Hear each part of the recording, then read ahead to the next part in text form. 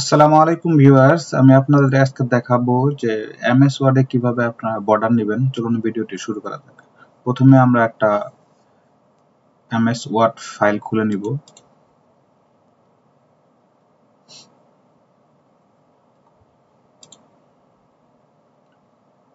যে MS word file নিয়েছি আমরা, তারপর আমরা যাব ডিজাইনে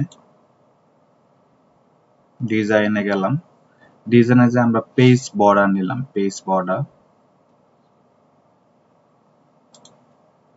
এখানে দেওয়া আছে কি কি ধরনের আপনি নেবেন, সেটিংসে দেওয়া আছে পেজ বর্ডার্স। আপনি তারপরে এখানে আপনি কি ধরনের নেবেন, 100 সমান্তরাল নেবেন নাকি ফাঁকা ফাঁকা করে নেবেন নেওয়া আছে। যেমন আমি একটা বক্স নেই, দেখতে পাচ্ছেন একটা বক্স নিলাম, জাস্ট ওকে করে দিলাম।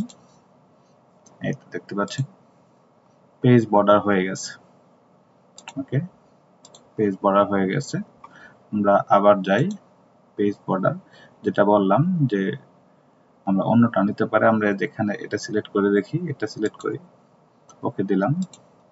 দেখেন এই যে পরিবর্তন হয়ে গেছে। এভাবে আপনারা বর্ডার নিতে পারেন। ধন্যবাদ। ভিডিওটি ভালো লাগলে চ্যানেলটা সাবস্ক্রাইব করে দিন, বেল আইকনটি চেপে দিন, যাতে নতুন নতুন ভিডিও আপনারা খুব সহজে পেতে পারেন। আল্লাহ হাফেজ। আসসালামু আলাইকুম রহমতুল্লাহ।